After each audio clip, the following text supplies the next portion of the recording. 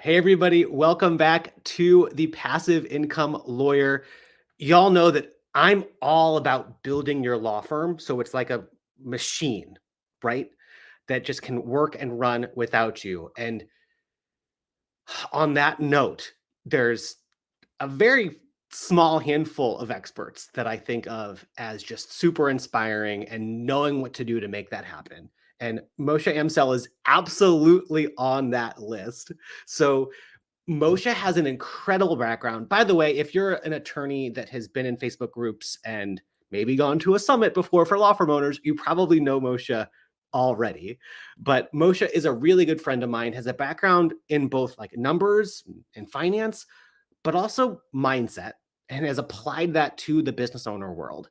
And every time I talk with Moshe, I learn something new that can help me in my law firm. And today we're going to talk about, yes, the finances of law firm and beyond that. But as Moshe continues to teach me, there are so many common steps that lawyers are taking that are really kicking them in the butt as they continue to grow their firms.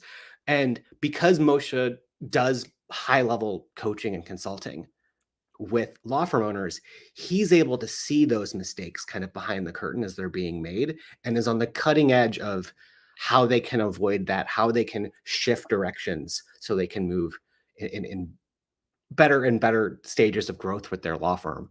Moshe, I'm so glad you're here, man.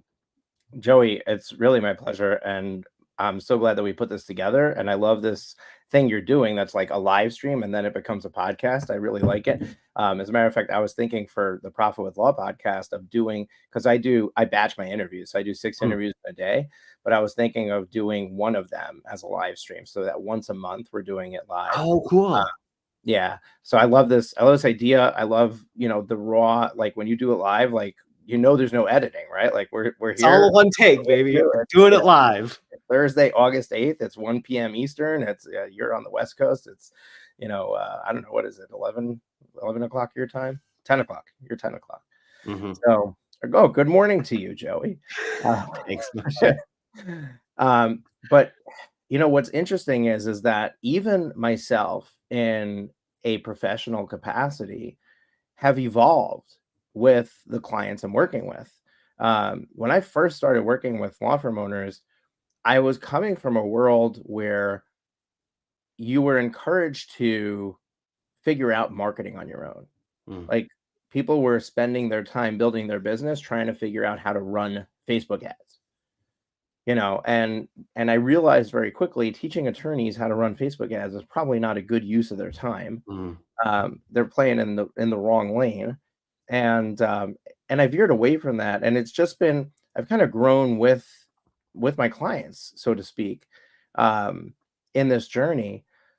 But what I found is that no matter what I do to set them up for success, working with solo attorneys, I know that the secret to your growth is to hire another attorney.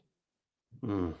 And what I found is that no matter how much I said it, and no matter which way I said it, and no matter how I showed it on a spreadsheet and proved to them logically that that's the next step, they weren't doing it.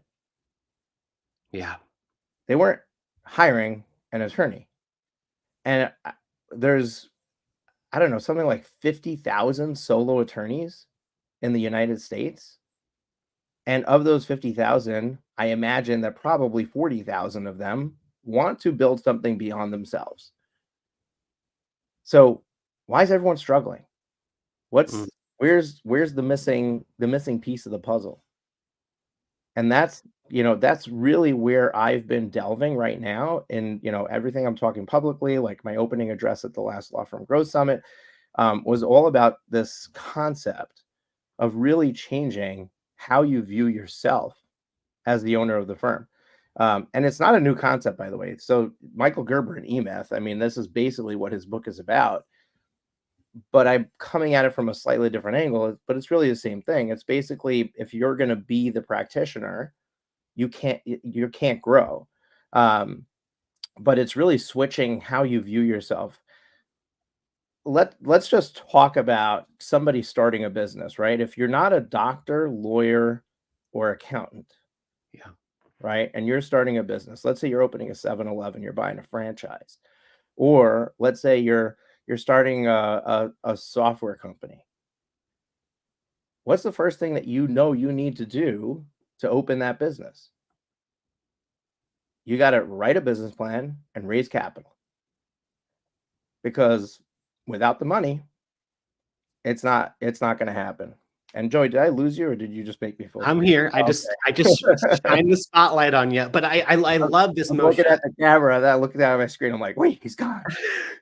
I love this idea. And you're right. I don't think lawyers think about business in this way of, in typical industries, there is this investment in capital and things to get the business running from day one as it should. I also want to kind of take our audience on a journey to this point here, because something that might surprise people is that you also have a background and a strong appreciation for profit first. And Correct. over the years, I think profit first has really, there you go. I I'm a, swear I didn't know that he was wearing that shirt, but I feel like that's a very common Moshe shirt to wear. So I was feeling pretty confident that you might show something there. So yes, for anybody who was missing the visual, Moshe is a profit first professional, certified in that. And I think to the point I'm trying to make here is, as that methodology is becoming more popular, a lot of people are interpreting, how can I make my law firm more profit first friendly, is let's keep costs to a minimum, only have a percentage of what the business has made in the past 6 months go towards any type of expense. Break it down for me, Moshe, how this idea of thinking about an attorney hire or other type of investment that could be made up front, aligning that with these profit first principles that kind of suggest, like, keep profit as low as possible and you want to be permanently profitable on day one. Okay, so really, really good question and really good way to kind of encapsulate it, right? Um, what is profit first? Profit first is a system that is there to control your behavior as a human being, right? It's really to help keep you from making decisions based on what you see in the bank account. So I see money, I spend money, right? And profit first prevents you from doing that. But at the same time, it doesn't say that you can't intentionally invest before the money's there. Like, that's not the intention of what profit first is Mm. doing. It's simply that you need to have a plan for every dollar. You need to have a plan for your money.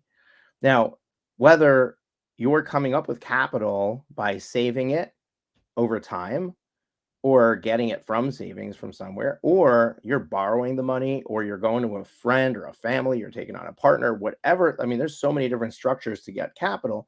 But if you know, like, okay, I I know what my percentage is that my firm is running at, but I also know that for the next level of growth, I need to hire somebody.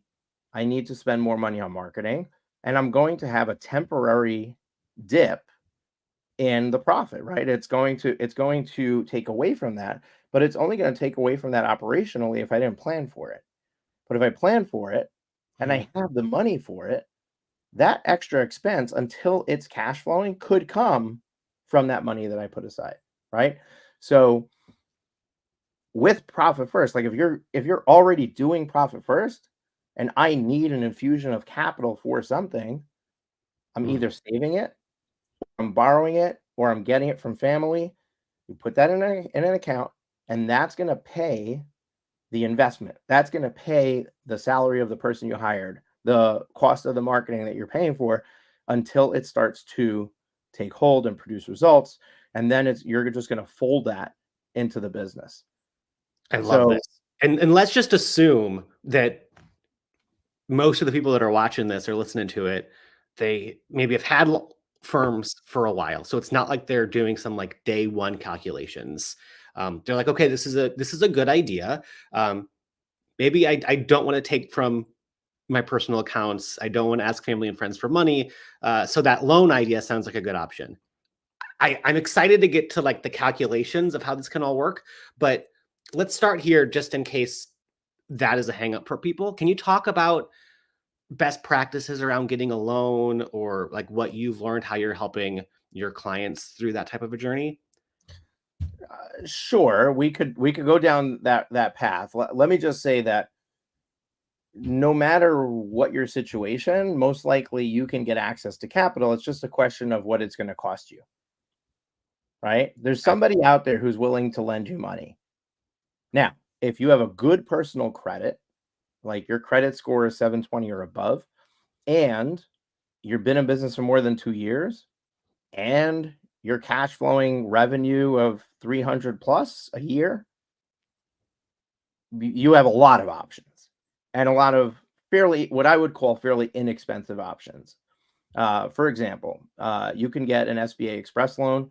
They'll give you 30% of last year's revenue up to 150. Really easy application. I mean, literally 48, 72 hours, you can go from application to funds in the bank. Mm, Um, but you need to be in business for 2 years. And you need to have the revenue that is going to support that 150. If you only did 100,000, you're only going to get 30. got it. So really, it's really good for somebody who's been in business for a couple of years. You have it doesn't matter about profit. They don't look at profitability. You could have been Mm, losing money. As long as you have the revenue there, you should great be point. able to get that loan. Okay. Okay. Um, Still in the SBA camp, there's the SBA full 7A loan program where you're either eligible if you're a startup or you're eligible if you've been in business for more than 2 years. So you Okay. just can't be in the middle. Mm. If you filed a business tax return, you're screwed, Okay. right? So up until your first business tax return filing, you're considered a startup and you have access to that program. And if you've been in business for more than 2 years, you have access to that program. And that could be a much bigger loan. Usually it's going to come with a personal guarantee, which some people are afraid of. And there you can put in everything. So not just, oh, this is what I want to invest in, but I can consolidate other debt that I have, Yeah. whatever you might need. There's also SBA programs for purchasing real estate. So you could buy a building. There's also SBA programs to buy, like you could buy another law firm and you can use an Yeah. SBA loan to get that. So SBA really is like a great toolbox for most firm owners Okay. um, to start off. Now, chances are if you're going from solo to a million in 12 months, which by the way is entirely possible. Mm.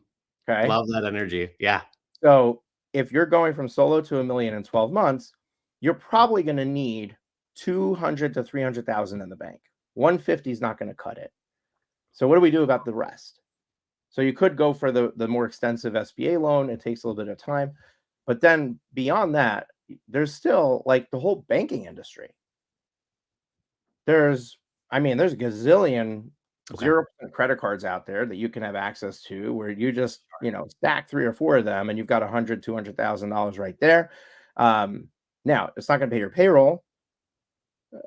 There's ways to liquidate a credit card. Like you can write checks through, there's a website that you can basically attach your credit card to. You write checks from it to pay bills, and you can use that. It's going to cost you 3%, really not a big deal, especially on a 0% card, right? It's really cheap.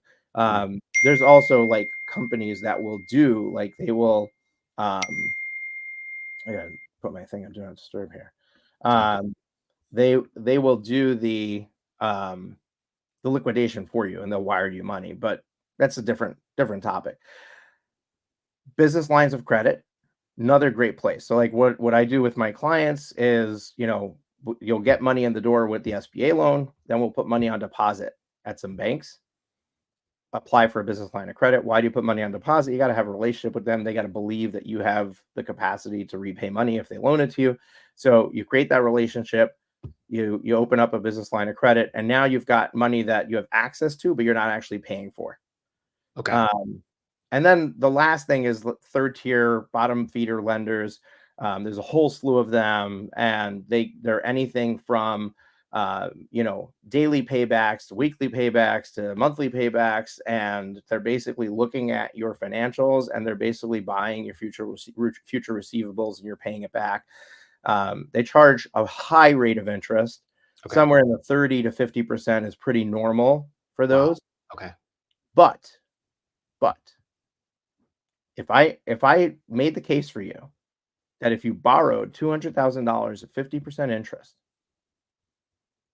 and the next year, 12 months later, you'd be profiting $400,000 a month because of that money you borrowed, would you do it? Mm. Easy. It's like a broken ATM, right? I'm asking you, would you Yeah. do it? Yeah. Well, and I love this breakdown. And I love the way you show these different options and how they might come with different risk levels, but the money makes sense. Um, I'm I'm I'm also just curious because you have so many clients that you've helped through this. Um, Again, we'll get into more details, but can you talk about just some of the success stories that you've seen with people that are saying yes to this type of like investment up front to get that attorney hired and payoffs? Yeah. We had I mean, after the Law Firm Growth Summit, we had half a dozen people join our program. We call it Elite Fast Track. And the fast track is basically fast tracking your success, right? So they're going through this process, right?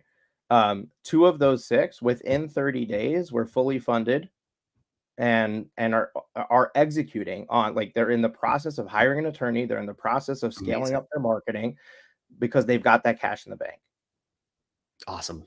The other four, two of them are uh and just to put it in context, so it's August 8th. We started with them the beginning of June, right? So we're 2 months in now. It's just a little over 60 days.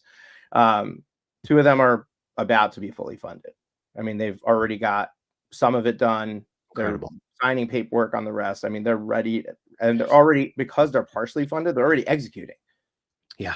Like, one is already in the process of bringing on a marketing director. One is in the process of bringing on, looking for an attorney. And these are not things that happen overnight, right? Sure. I just decide I'm going to hire an attorney and they show up the next day. It doesn't work that way.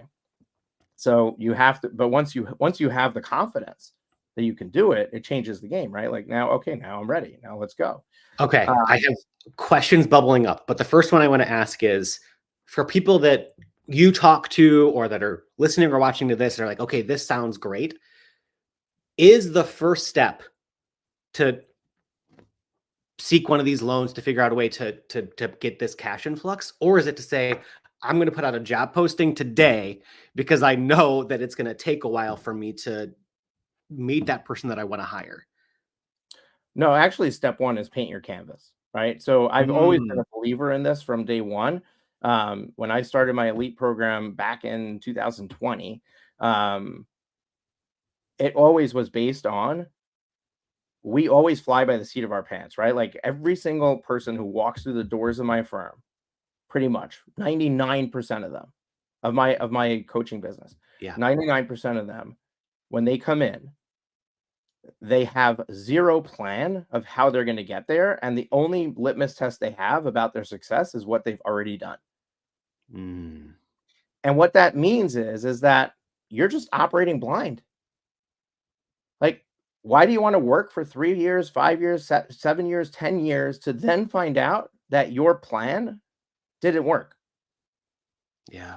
Yeah. So my motto is, if it doesn't work on paper, it won't work in real life. I feel like So, we're about to see a spreadsheet here. yeah, so what we do is we basically do what I call, it's almost like back of the napkin math. What's back of the napkin math? Well, you're sitting in a me and Joey are sitting in a bar, and I look at Joey and I say, "Joey, I've got an idea. I think that there's a need in the marketplace for bubble gum that you can blow a bubble when you fart." Okay? Okay. So here's the thing. I figured out how to create it, and I already know what it's going to cost to make. So it's going to cost us $5 to make a pack. And I think that we can sell these packs because they're like, nobody else has them. They're really cool. We're going to sell them for $25 a piece. So here's our markup. Here's what it is, and then we're going to sit there and we're going to figure out, okay, if we want to be millionaires, how many pieces do we have to sell? Mm, Right? That's back in the napkin math. I love it. And then Joey's gonna sit there and he's gonna be like, "Emotion, it's not gonna work," right? Like, well, because you're gonna have distribution, right? You're gonna have to you have to get it out there. You're gonna have to pay wholesalers. You're gonna have to Sure. pay salesmen to sell to the wholesalers. And when we start breaking it down on this back of the napkin math, he's gonna be like, "Look, we might be doing $1 million in farting bubble gum, but we're making $50,000. I'd Yeah. rather just spend another hour in my law firm and make another million that way." Oh, this is so So interesting. So you want to see are we numbers? ready to break down this napkin math? Yeah, yeah. Let me just kind of like blow your mind for a second. Before I do this, let me ask you, and you're a really bad case study for this, Okay. but you know a lot of solos, right? Yes, What do yes. you think the average solo's annual revenue is? Oh, man, I would say well under 50K. Oh, that's way lower than I would have gone. Okay, let me ask the question differently. What do you think the average busy solo Okay, is good doing in good. revenue? Okay, so I would a solo who feels like they are maxed out. I would say 100K. Okay. So I I think it's somewhere between 100 and 300. Okay, Okay. Let's even use 300 just to kind of like not exclude anybody who's actually doing fairly well for a solo. Okay. okay. Without even showing you the math. And this is where I mean some people are like, I tell you, if you have an attorney on staff, they could do at least 1 million in revenue. And they're like, what? No way. Clio Legal Trends. They do a report every year, right? Clio Legal Trends report 2019, 2020, I forget which one it was. They did an analysis of 2,000 solo law firms. And they basically said, how much are these guys billing and how much are they collecting?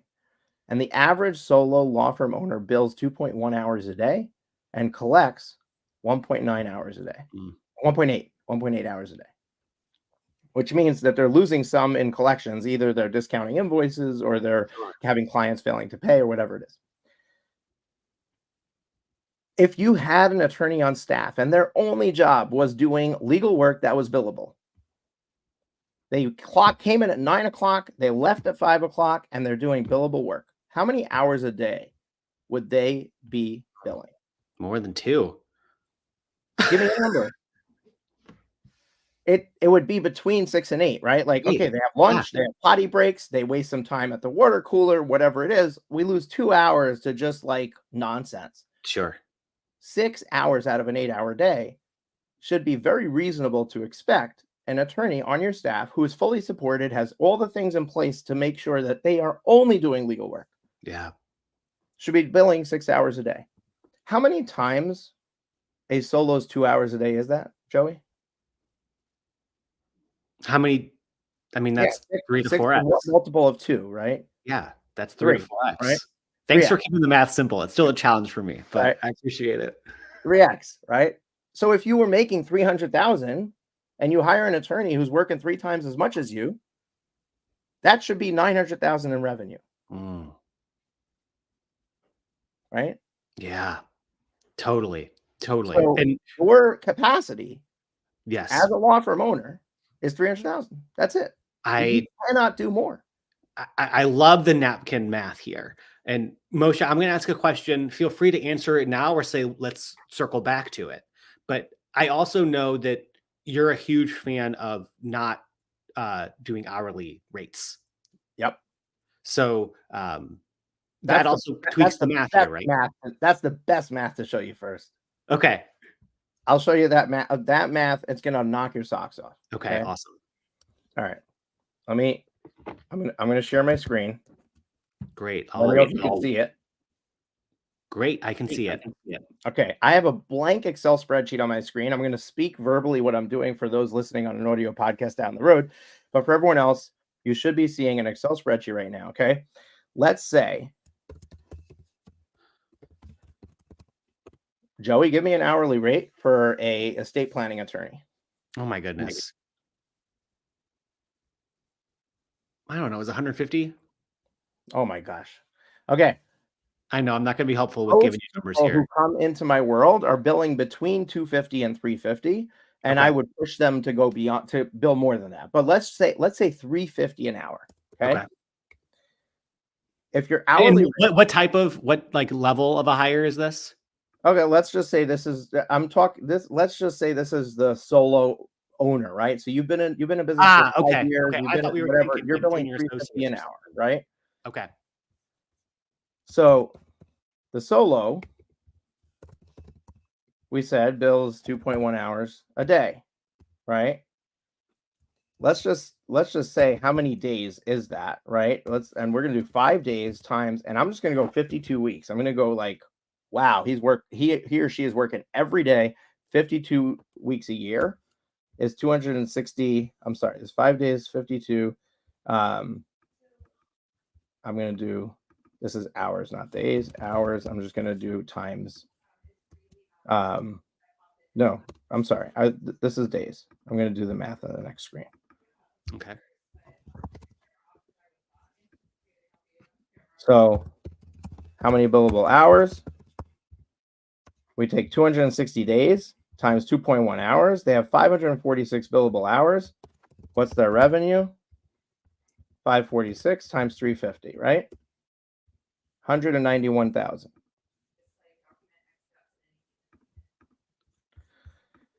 An attorney on staff has an hourly rate of 350, bills 6 hours a day, the same 260 days. They're billing 546,000. Okay. Now, let's talk about flat fee. Let's say that you're charging $4,500 to do an estate plan with a trust. Okay. Sounds about right. Let's say that you can do an attorney on your staff. So a solo will probably say, I could do 5, 6 trusts a month, right? Okay. So let's do this math.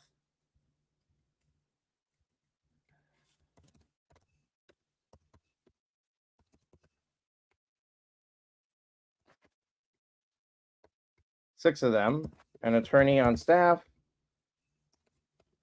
can do 18, right? 3 times the amount.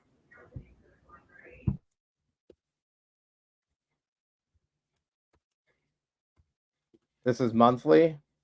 Sorry, I should have just multiplied times 12. So what I just did on the screen is I basically just took what we just discussed verbally, right? So flat fee, a solo attorney doing flat fee, $4,500 for an estate plan with a trust. And I know a lot of you are charging less than that. Raise your prices. You're undercharging in the marketplace. You have to be very careful when you talk with Moshe because he will get you to increase your prices. Yeah, I'll tell you a quick anecdote, and we'll come back to this math. Okay. I'm going to switch back to my face for a second, okay? Because I'm very passionate about this. A client of mine is a trial attorney. Okay, he's billing hourly. He cannot switch to flat fee. Right? He's fully booked. He's looking to hire an attorney, but in the meantime, what should he do? I said, this is the perfect time for me to prove to you how much you're undercharging in the marketplace. He says, but I'm in a small town. I'm one of like 3 trial attorneys in town. I am charging the most of them all at $325 an hour. I can't charge more than that. I said, what is the worst that's going to happen if you raise your price? People are going to say no. You're saying no to them anyway. Raise your price to $425 an hour. Just do it, because the worst that's going to happen is you get some no's. And the best that can happen is you'll find out that people are not checking what other people are charging. They're looking at it to see what the value is that they're going to get. And if there's enough money for them to make at the end with a win, they're going to hire you because they expect that you're going to get them a win, not because you're going to charge $10,000 more over the entire trial than someone else. Because the difference between 325 and 425 in a 100-hour process is $10,000. Right. Right. So we make it this big thing, but it's really not a big thing. He came on a call 7 days later after that conversation on a coaching call. And he said, Moshe, you will not believe it. I had 3 sales calls. I quoted $425 an hour on each one, and I engaged each one of them. Mm.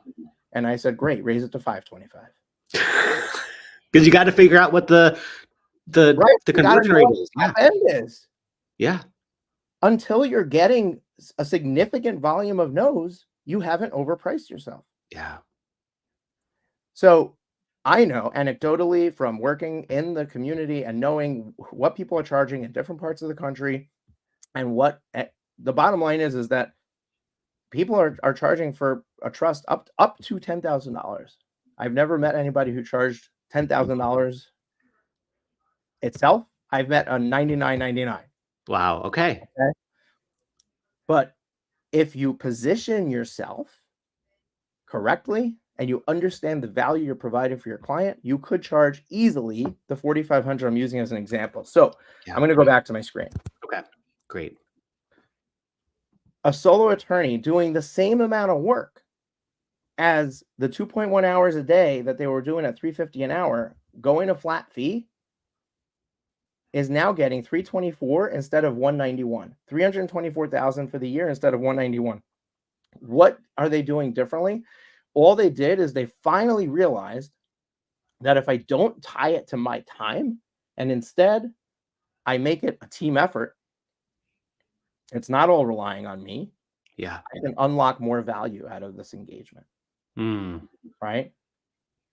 You're really, I mean, the clients, they might be paying more with the flat fee, but what's really happening is that you're unlocking a whole new way of doing business, because now it has nothing to do with how much time you spend.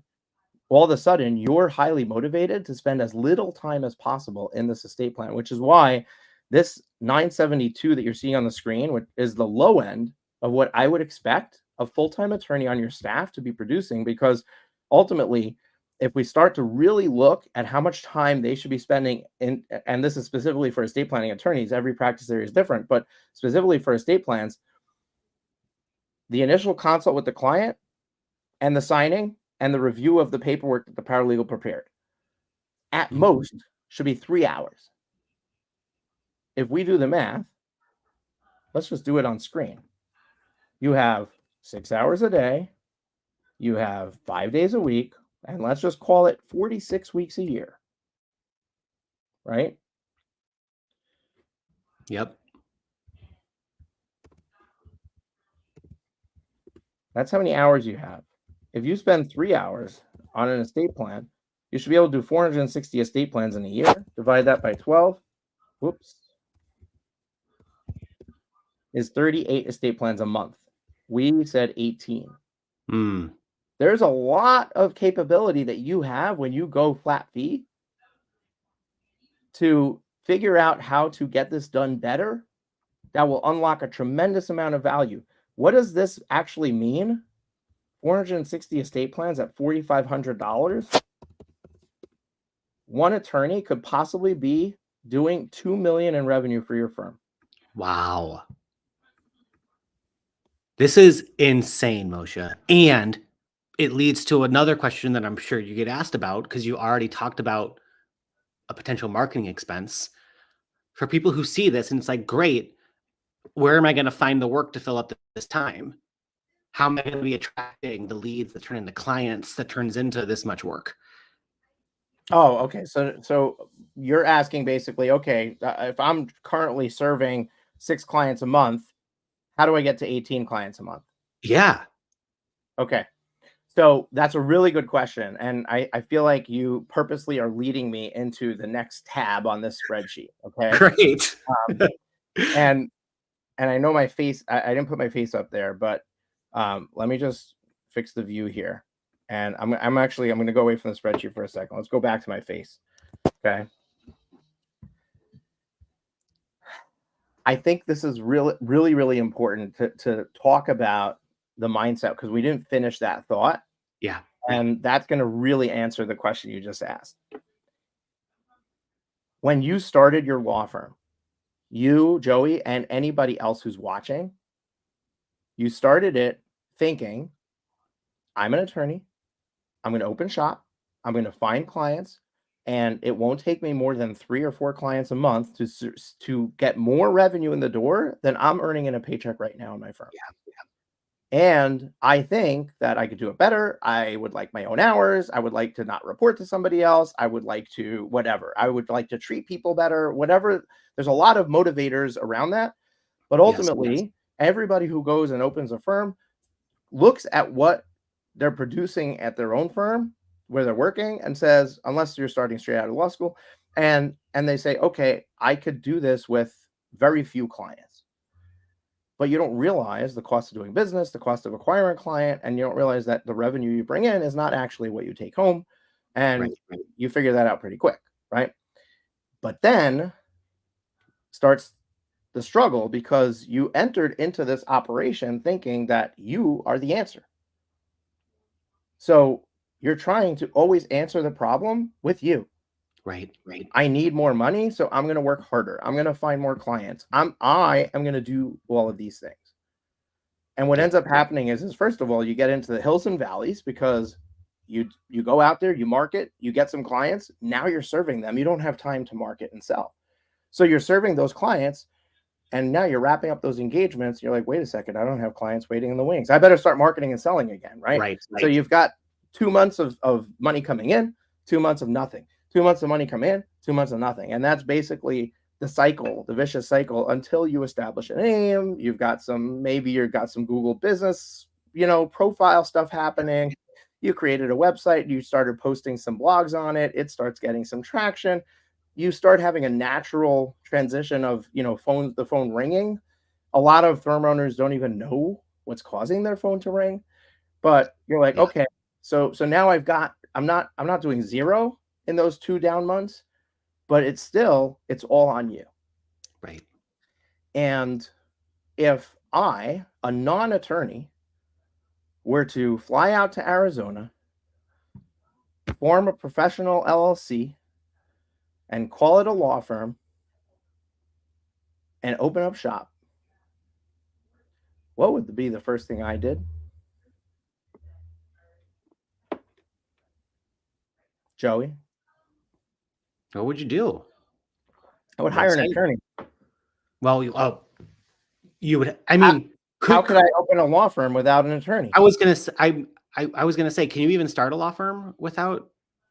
So in Arizona, there's a sandbox project Oh, which Arizona, got it. Yeah. allows non-attorneys to own a law firm. But if I, a non-attorney, owned a law firm, I'd need a lawyer in there, Yeah. right? So So the if moment you really think about this as a business owner, it's this, correct, I need to find correct, someone that can fit this bill to do this thing that the business needs. correct. Why the heck would Moshe Amsel open a law firm in Arizona?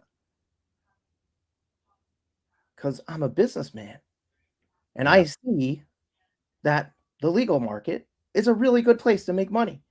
Mm. But 50,000 solo firm owners won't agree with me because they're struggling. But the reason they're struggling is because they're not approaching it from, I'm going to start a business. Yeah. Because when you start a business, you buy the inventory and then you sell the inventory. What's the inventory in a law firm? The legal services. Yeah. The people, the attorney, the paralegal, the legal assistant, that's your inventory. Imagine I rent a 7,000 square foot retail space. I put a sign up. I advertise for 4 weeks. Brand new grand opening, brand new supermarket. And there's a line at the door. I open the door and they come in, and there's a massive store and the shelves are empty. And I say, great, I got customers here. What do you want? I can't get it for you right now, but I'm going to order it. Right. Right. It's so stupid. Like, you would think I've completely lost my mind if I did that. But that's what attorneys are doing. Mm. You're opening a law firm without inventory. or minimal inventory. Okay, so let's just take a No, but tweak on that. Okay, I totally I understand. I Yeah. put I put one bag of flour on the shelf. I put one bag of rice on the shelf, and so the first 2 customers in the door have something to buy. Mm. 20 behind them don't. On that note, and I know we've talked about this a bit in the past, and it seems like the more you're leaning into this topic, the more I think you're developing a clear answer on this. Um, to what extent do you recommend hiring 2 or more attorneys at first versus just 1?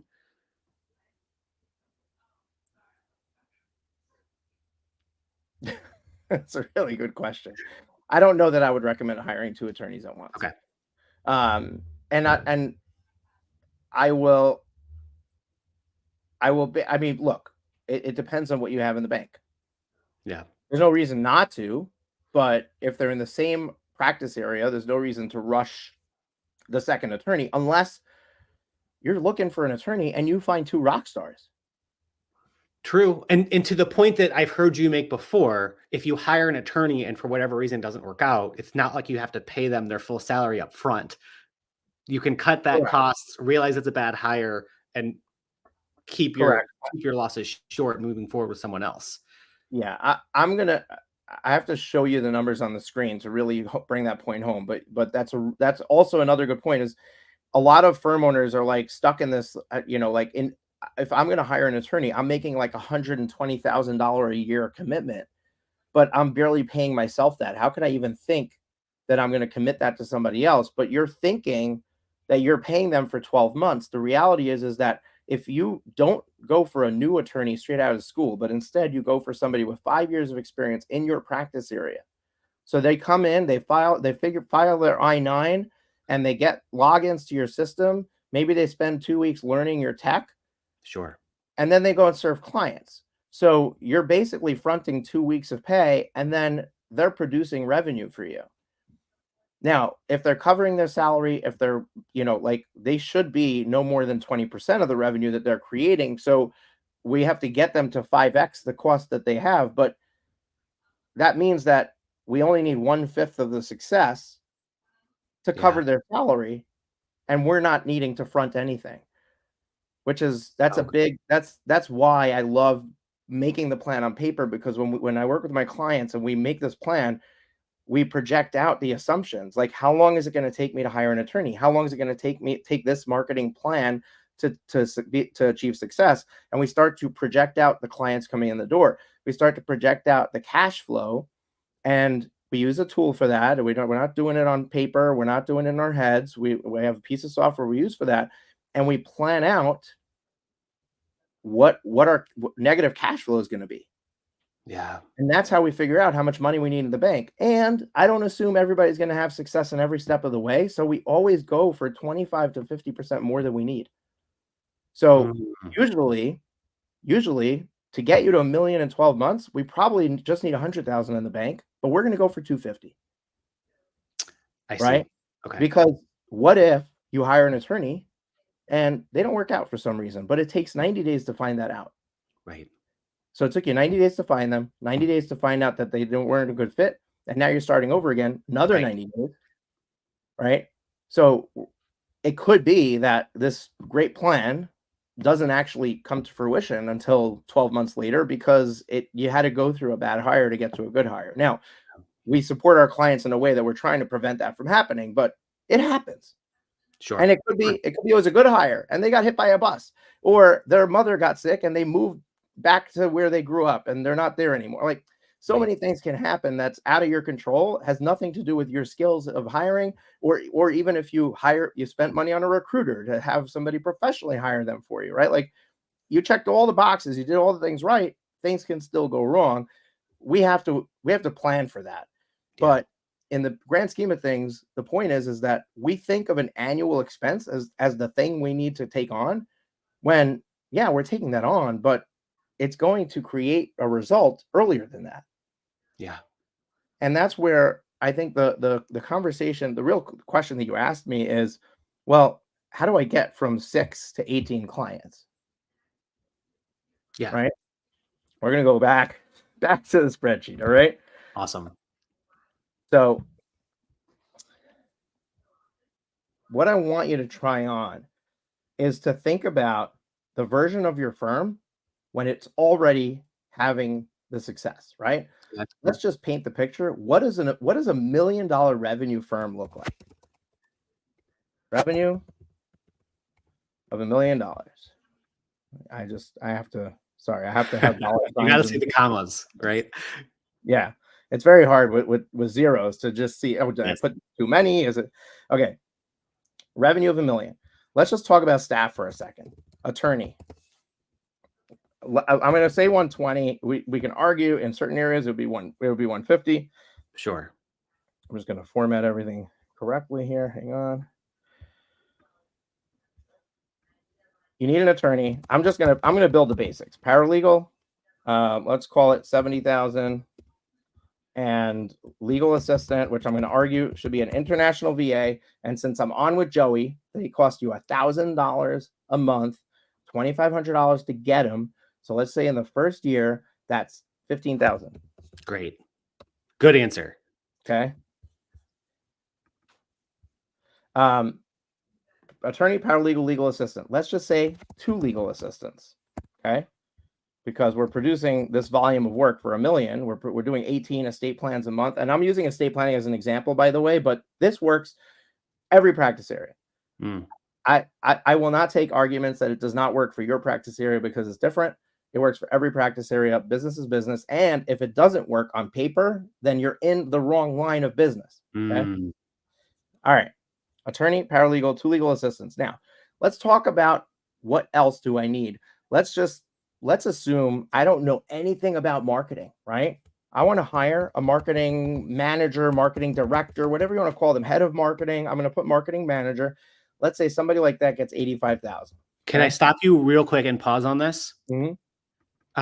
Do you tend to recommend hiring someone like a marketing manager over just investing in like an agency? I think that you're going to be investing in agencies, but here's the thing. This is not your marketing budget. Gotcha. Okay. And this is really, really important. And we had, what's his name? Sasha Burson from Grow Law Firm spoke at the Law Firm Growth Summit. His entire talk on the main stage was about the importance of needing to hire a marketing manager or a CMO or a head of marketing in your business. And it was a great talk. And anybody who has access to the recordings, go back, listen to it. Maybe we'll post it on our YouTube channel. So subscribe to the Profit with Law YouTube channel and stay tuned for that. It almost, I was nervous that he was excluding all the solos in the room because they would not see how in the world they could hire that person in their business, right? But let's put it this way. The marketing manager's job is not to do the marketing. The marketing manager's job is to come up with the plan, measure the success of the plan, and then continue to execute it, kill it, and do a new one, right? Like their job is to put the right pieces in place by analyzing the marketplace, understanding where is the best place for you to get results, and then executing on that. 9 times out of 10, they're bringing in an outside company to do the execution. Because just like I don't want you being the attorney, I don't want them getting lost in the weeds managing a pay-per-click campaign. Right.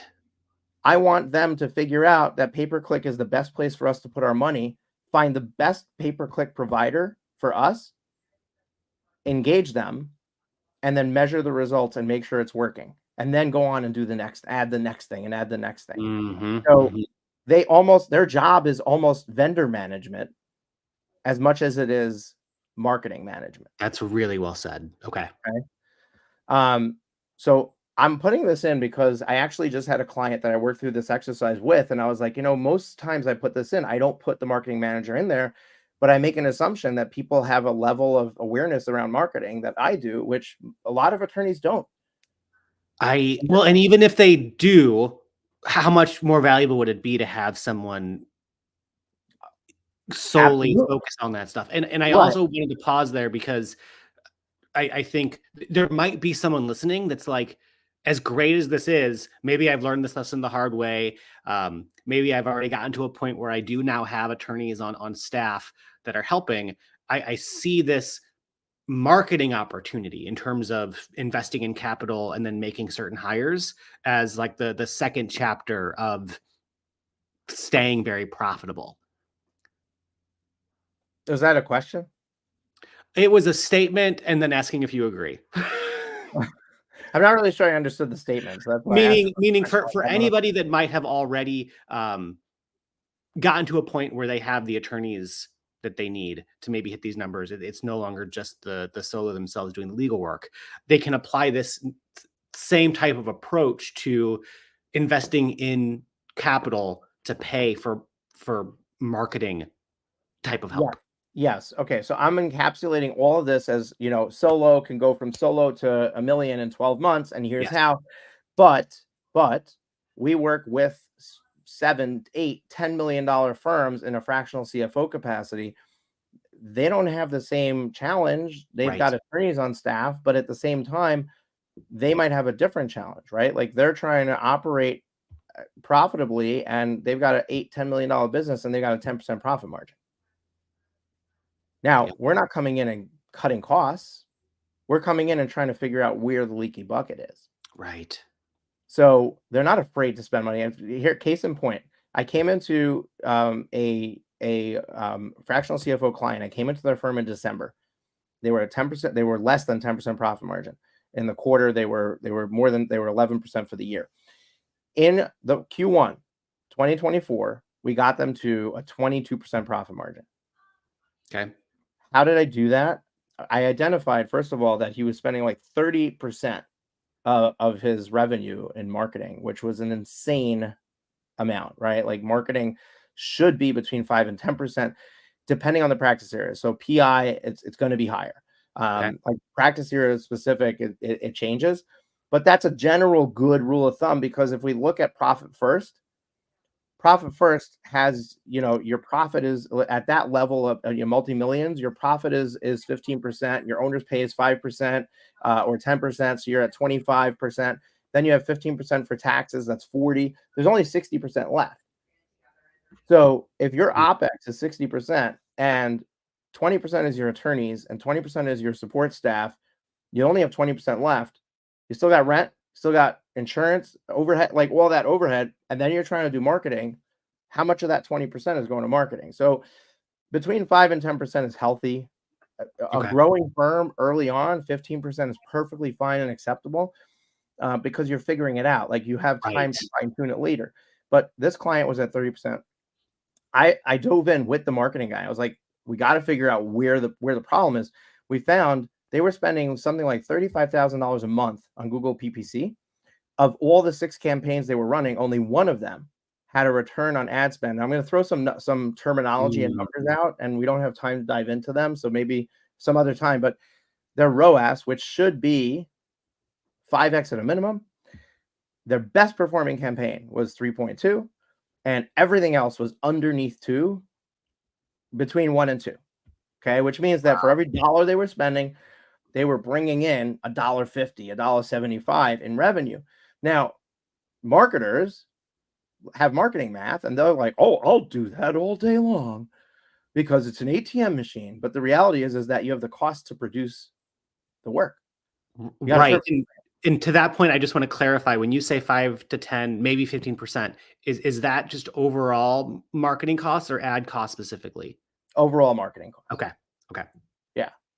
Now I might not include my marketing manager in that. I'm going to show you, because we have to finish this math. And I don't know if you have a hard stop here on the hour or? Nope. I love this. Okay, we're going to continue. I want to finish this exercise because this is so like, if you watch this to the end, folks, just bear with me, because if you watch this to the end, your mind will be blown. Okay. I'll go back to just to kind of get a number in your head. A maxed out solo, we said, was making in revenue 191 to 324, right? Let's just use the high number of 324. Profit first. A good profit margin for somebody under 500,000 is 50%. That means they're taking home after tax, 162,000. Just keep that number in your head. 150, 160. Keep that number in your head. That's how much you earn as a really, really well-run, fully booked solo. Okay. Now, And we go back to real quick. Is that that's take home? yeah, this is so Profit First says that you should be having your owners, your OpEx should be, I think your OpEx is I'm sorry, your owner's pay should be 45 and your profit's 5%. I think it's Okay. 50 total. Gotcha. Okay. Don't have it in front of me, but it's about there. Okay. Great. So I'm just using Profit First because like that's usually best case scenario. Okay. Right. Okay. What else do we need besides for a marketing manager in this scenario? Okay. Let's just say we need an office manager. Okay. I'm going to say / client coordinator. Like some people want like somebody who's going to coordinate with the client. Some people want somebody who's going to make sure that everyone in the office is doing what they're supposed to do, but it could be somebody who holds both of these hats. Maybe we can even split this into 2 separate roles, but Sure. let's just throw this on there. Let's call this person, another $85,000 a year hire, right? And by the way, a lot of these can be done with like the marketing manager. This could be a talented offshore hire. You could get away with a $25,000 person or $30,000 person instead of 85 if you went offshore and looked for somebody with specific talent offshore. So we're so used to like, okay, I'm going to bring on a VA who might have a college degree, but they don't know anything about law, and I'm going to teach them. Right. And that's these legal assistants. They're going to be taught from the ground up. But any of these roles, like the marketing manager, the paralegal, the office manager, they all could, in theory, be offshore talent that costs a lot less. But I'm not doing that. I'm giving you like stateside with taxes and benefits and whatever. And if you want to tweak these numbers up for you, great, do it, because there's so much room for success here. It's insane. Joey, what's missing from personnel side? What is missing here? Anything? For $1 million firm, attorney, paralegal, 2 legal assistants, a marketing manager, an office manager, or client success coordinator, whatever you want to call them. Yeah, I would say the office manager that could encompass at that. You probably don't need like a COO, but yeah, I mean, this is a COO, but if you call it a COO, you got to pay him more, right? Right.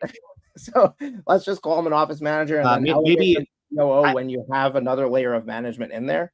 Would you think that there might be like a sales or intake? Great, perfect. Yes, salesperson. Thank you, salesperson, intake. What? And I'm just assuming the attorney doesn't want to do anything, right? You want to be hands off. You're an investor. You're listening to Moshe. You're like, I'm not going to do. I'm going to just put the people in place, right?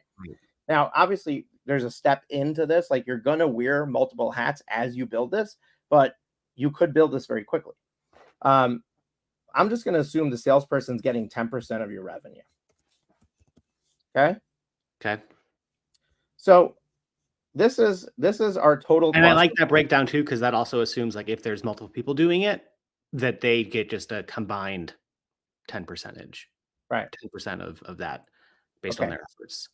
Awesome. So marketing, I just said you could spend 15% of your revenue on marketing, right?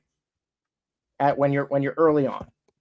I said, maybe if you're in growth mode, you're early on, you could get away with 15% and still be healthy. Yeah. I'm going to go with 15%. And just so people that are following along can continue to stay really zoned into the details here, you said that includes, but isn't only like ad spend. So what else could that money go towards?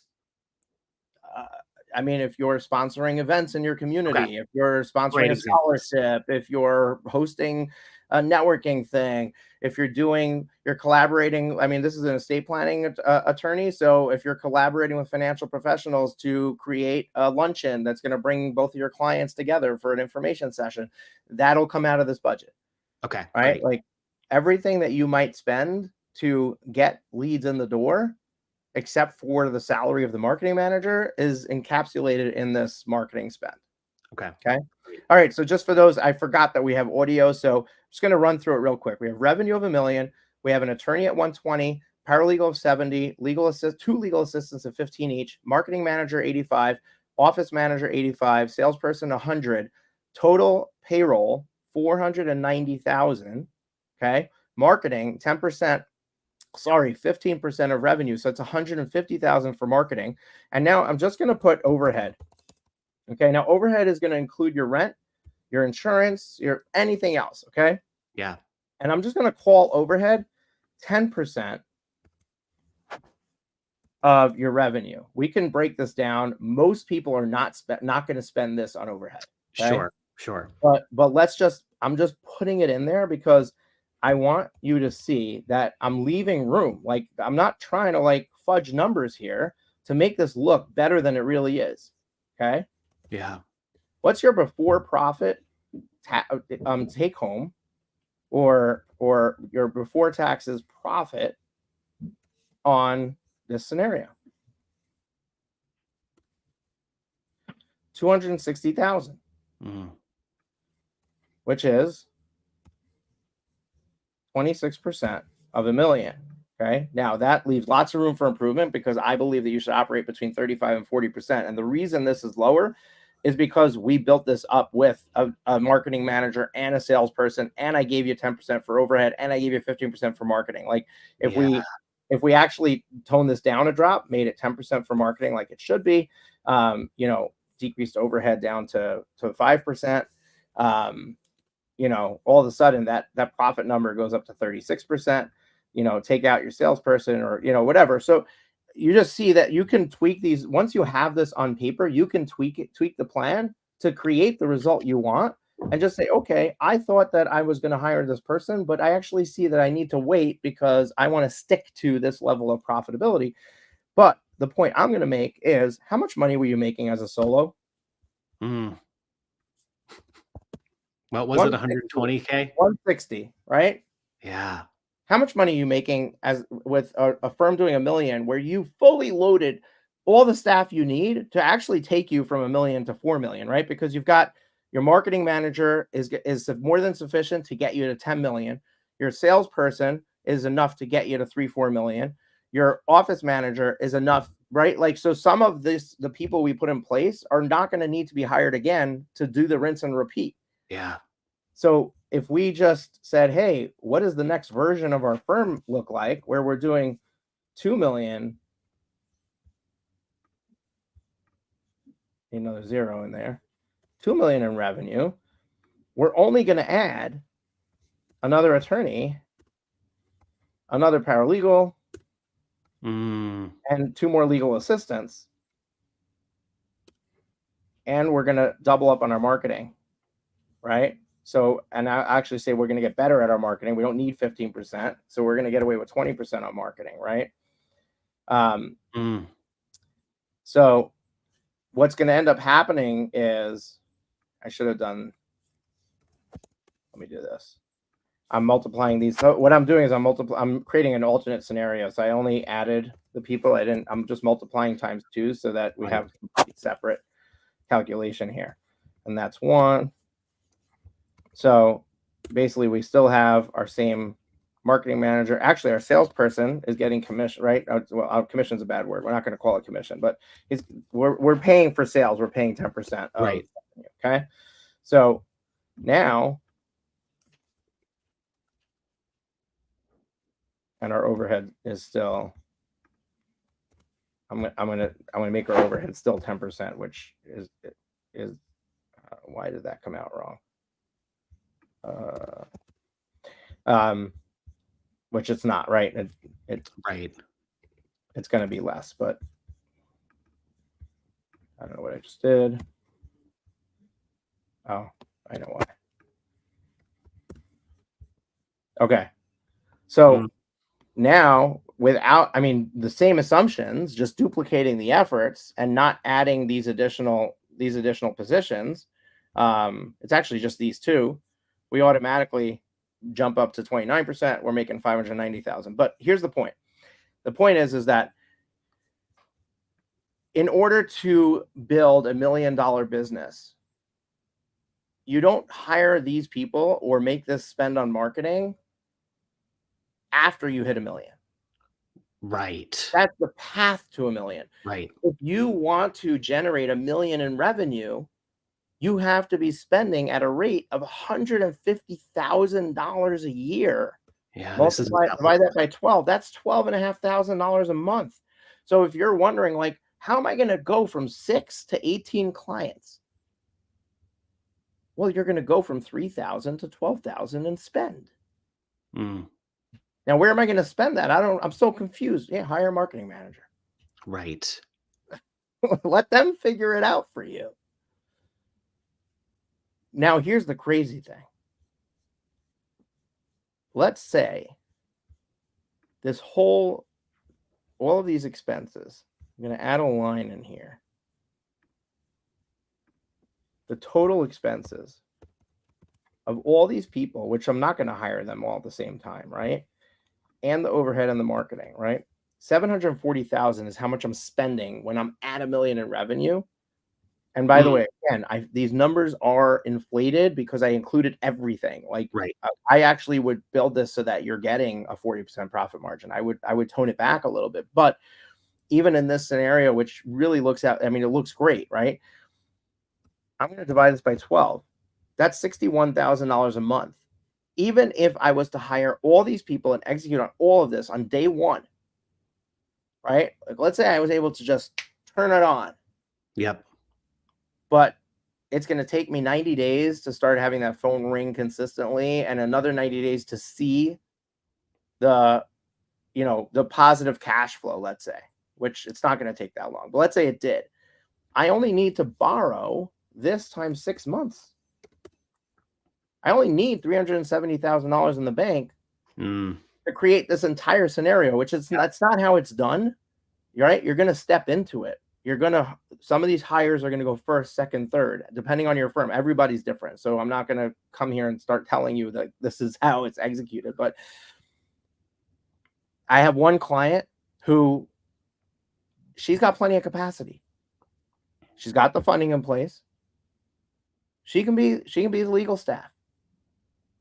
She has no clue about marketing. She's ready to deploy her marketing budget. mm, She's going to hire a marketing manager first. I have another client who is fully booked, turning clients away. yeah. They're going to hire an attorney first. It really it depends on the situation as to how do we step into this, right? And everybody is hiring a VA first. Like, if you don't have help, like, we're Sure. going to get you in touch with Joey, and you're going to bring on 1 or 2 VAs right off the bat, because there's so much space you can give yourself by just starting to delegate something to somebody while you figure it out, because it's going to take you time to find an attorney. It's going to take you, like, all of this stuff is going to take time and effort. But the bottom line, like, if we really, like, look at what's going on here, and I'm going to go back to my face. Okay. What's going on here is that it's a situation of, like, which came first, the chicken or the egg? Yeah. And you've got to have an egg you're sitting on. Mm, And the problem is that most solos are operating with no egg. Like, you're the most you can produce is not even enough to consider any of these investments we just talked about. no, it's so powerful, and I know that I we always share these episodes out, but I'm gonna be particularly loud after we end this live stream about this, because I think every lawyer needs to see the napkin math to see what's possible here. And for anybody that's been hanging out with us or that catches this on the replay in whatever form it is, Moshe, I want you to just continue to take the mic here. Are there any law firm owners that you work with, people that you talk to in the legal world, and you walk through this and there's still some objections that they have? Um,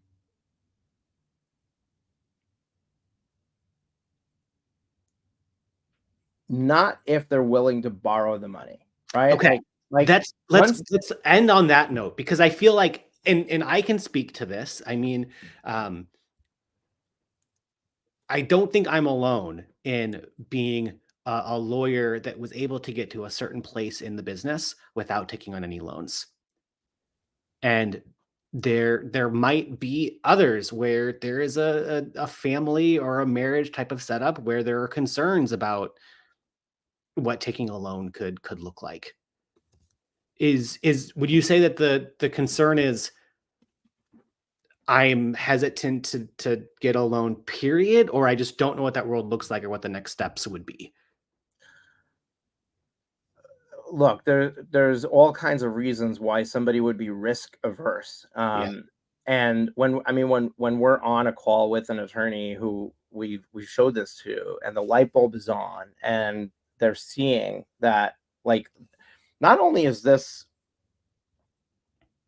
a great solution, this is the only solution unless you want to sign up for a 5 to 10-year plan.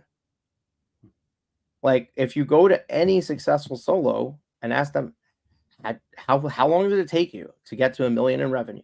Yeah. They're going to give you a number, and it's going to be between 5 and 10. There's a few far in between that, Sure. that are different. I had one client early on. So when I first entered the legal field, I got a lead through Profit First headquarters, and I got my first law firm client. And then she referred me to another. That's how I entered the legal industry.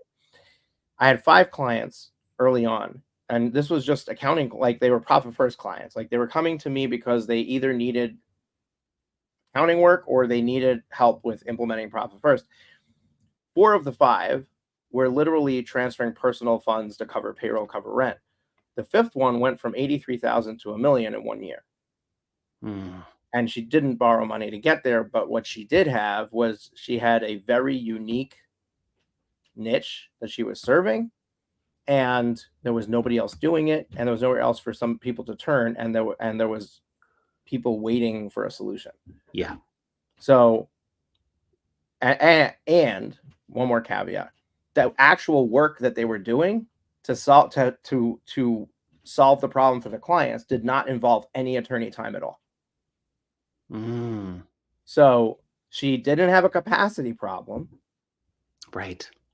Because she could put anybody on the phone, or she could put anybody behind a computer to solve the problem. And she had something that people needed, and she was selling it at $10,000 a clip. She only needed 100 clients. Right. Yeah. So we really are talking about like exceptions to a normal situation here. Right. That is that. I mean, look, that's an exception. Sure. But when it comes to this conversation around risk, I like to remind people about the fact that you own a law firm. You literally took the riskiest possible path to your income. You gave up a paycheck, which we can argue whether that's actually secure or not, right? Sure. But people have a level of comfort around it. It's considered to be a low risk thing that you're working for somebody. They're making money off of you, but you get the comfort of knowing that every week or every 2 weeks you're going to get paid. You have your health insurance. You're able to put money in your 401k, and you're able to go home and not necessarily bring work home with you. That could be argued. Okay. But let's just assume that you don't have to, right? Yeah. And then you went and gave that up and started a law firm where you have to find the clients, you have to serve the clients, clients can sue you, clients can make bar complaints about you, and and you say you're risk averse. Right. So I really think that people need to recognize where they are and the playground that they're playing in when we're approaching this discussion. But ultimately, there's all kinds of things, like somebody needs to answer to a spouse or a significant other. They're embarrassed to tell them that they need help to get to the next level, or that person is not actually somebody who believes in their ability to succeed, and they just see it as you're going to fail, and therefore we're going to have this mountain of debt to get out of, and no, I don't support you. Yeah. And they need that person's support. Like, that's like 9 times out of 10, it's the support of their people around them that's the most important and would be the thing to hold them back. Okay, let me I'm feeling called to ask this question. If that is the route that someone takes in terms of asking family, friends, for support here financially. That's not what I said, but that's fine. Go ahead with your question. I do think that there might be some people out there that are like, yeah, I can request a loan, I can do whatever, but there is someone in my life that I actually think I could reach out to for Mhm. financial support here. Do you have any recommendations for how you have that conversation? Um, to what extent that other person gets a financial benefit, if not just getting their money back over time? Like, what's the typical agreement or relationship or the ask there? I mean, look, it really depends on the nature of the relationship. Like if it's your parent, they might just want to help you and not want anything in return. They might not even want the money back, right? And then there's somebody who maybe you're not there, maybe they don't feel that way, or maybe you're not as closely connected with them. They have the money, but they're gonna not invest it somewhere else to give it to you, and they want a return. So it really depends on the nature of the relationship, what they Okay. want. But what I will say is that if they give you the money and it's not getting interest or it's below market rate, then it's considered a gift, and then you just need to be they need to be aware of gift tax issues. Okay. So essentially, if they give above the gift tax threshold, they have to file a gift tax return, and that they might not think that they need to because their intention is for you to pay it back. But if they're not charging interest at market rate, then or what's considered a reasonable rate, it's not actually market rate. It's there's a separate calculation. The current reasonable rate I think is around 4.5%. The IRS posts every month on their website what it is. Mm, okay. Um, but if you're not charging it, then it's looked at as a gift, whether you like it or not. Okay. So there are implications to it. And the best thing to do is if it's a family member, there's third party websites that will manage it for you, tie a percentage to it, let them earn interest, and and get in a payback that has a specific monthly payment that's expected, and then this intermediary website will take care of you making the payment to them and them sending it to the family member. And this way, there's no confusion, there's expectation. It's clear what's expected. You have a promissory note. It should be done well because when you're dealing with family, there's so much room for family dynamic to Totally. be. Moshe, I cannot thank you enough for not only your time, but being so generous, for doing the screen shares, for really breaking this down for everybody. You've already given so much value. And I know that if people want to take the next step with you, like they can get this in a more packaged step-by-step way. You mentioned your elite program. Can you tell us more about that and how people can take next steps to learn more about it? Yeah, sure. I mean, look, the first year to work with me, it's $25,000. But but because we firmly believe in this fast way of doing things, if you are interested in fast track, if you're interested in um, borrowing for your success and then executing on that, you can get started for 10% of that, right? So basically, we take 2,500 down, and it's fully refundable if you don't get funded. So essentially we'll work with you in the elite program. You will create your business plan.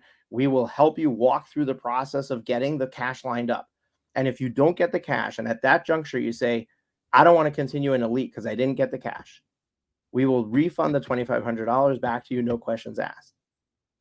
It's awesome. Now, if you didn't get the cash, you already got a taste of it. You might see the value in continuing with us even without that, because we can still help you execute even without the funding. It's just going to take longer. All the money does is it gives you a Speeds runway. things The up. Yeah. analogy I like to give is like if you have a short runway, you can only land a Cessna on it or take a Cessna off on it. But if you have a long runway, you can land or take off a 747, right? Mhm. So if we get you a lot of cash, you can execute very quickly, right? And if we get you less cash, then it's going to take you a little bit longer. You can't hire all 8 people we showed. You're going to have to hire just one, Right. get that person functioning, cash flowing, and then rinse and repeat, right? So it's just a little bit of a slower execution, but it's still able to be done. But here's the thing. I don't What's funny is that nobody has a problem with spending the money if I get them the results, right? Like if I'm going to take you from 300,000 to a million, and from making 160 to making 300, right? Yeah. You'd spend $25,000 to do that in an instant. Right. The problem is you may not feel like you have $25,000 to spend right now, which is why I don't want you to pay me until you have the money in the bank. Yeah. Oh, So, so good. so it's 10% down, fully refundable. And then once you're fully funded, you pay the balance. We work together and we execute, and then you get to be an awesome case study that goes on Joey's show or goes on my show, and we talk about it. So amazing. And is there a place online that people can go to learn more, to book a call, to figure out Oh my how they goodness. can get into I this? knew you were going to ask me this, and we're in the middle of completely revamping our funnels and whatever. I'm just Okay. gonna here's the thing. I want to, if you're thinking that it might be worth having a conversation with me, I want to make this offer. Let's get on a call and let's just talk about your specific situation, because everybody, like, you look at these things and you're like, oh, well, I'm different, my situation's different, and you know um the reality is that usually you're not, but Right. that's okay. Like, let's talk about it. Let's Yeah. figure out yours. So you can have 30 minutes of my time, and we can talk about your situation. And if you feel confident that this is it, we're gonna do this together, then we move forward. And if not, then we don't. Yeah. Profitwithlaw.com/strategy call. Profitwithlaw.com I'm sorry, slash strategy session. strategy session. Profitwithlaw.com/strategy session. I just put it in the chat to you. I Perfect. don't know. Can I put it in the comments? Let me see. Yeah.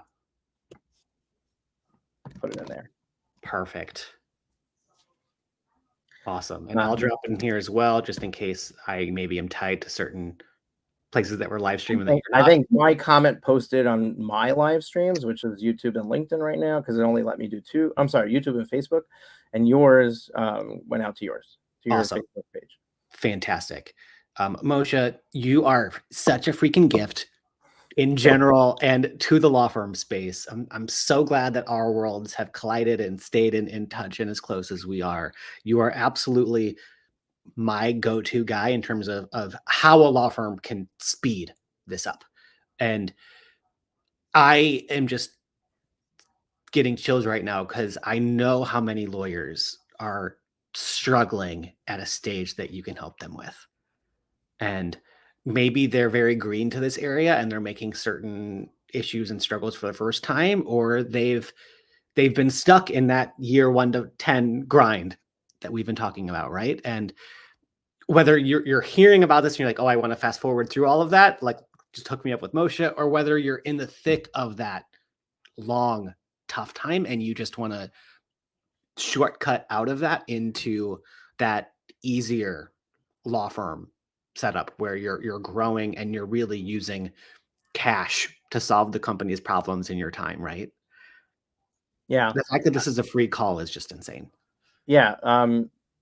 I'm happy to spend the time with you. It actually might not be me. There's somebody else on my team who Okay. takes these calls as well. But no guarantees you get me, but you will get a conversation that will help you get a ton of clarity around what the future for you looks like, and what the value is to you. One thing we didn't talk about, and I did a presentation at the summit, and then I've done a subsequent presentation. I actually have this recorded and posted on Vimeo. Which I guess we can just link it here too. I'll grab the link and I'll drop it in for you. But basically, there's in the financial world, there's something called the cost of opportunity cost. Okay. Yeah. And what that means is that if I don't do something, what is it costing me to not do that? Right. And I'm going to drop it here for you so you can share it out. Perfect. And I basically show you the difference between going slow versus this faster version. What would happen if the extra money you had earned, you invested in, say, the stock market at a 10% return? And what I basically showed is, over a 20-year span, a solo attorney growing slowly, every 5 years able to add an attorney, and they're growing, they're beyond themselves, Yeah. but that's the path they're taking. They have amassed $12 million over 20 years. If you just take the difference between my version and that version and invest it, not in the law firm, just in the market at 10%, the difference at the end of 20 years is 30 million. So it might seem like I'm talking about a difference of 100, 200, 300,000.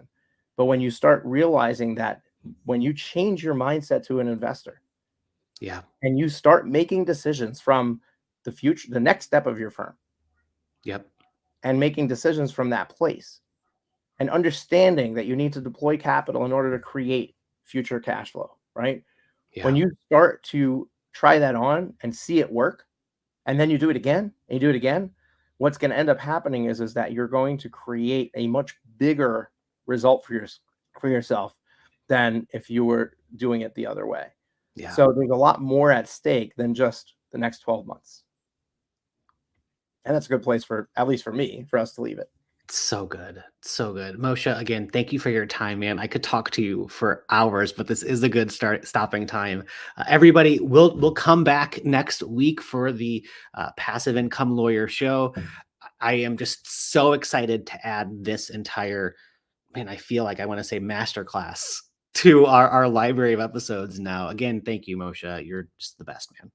My pleasure. And thanks for having me, Joey. Awesome. See everybody soon. Take care.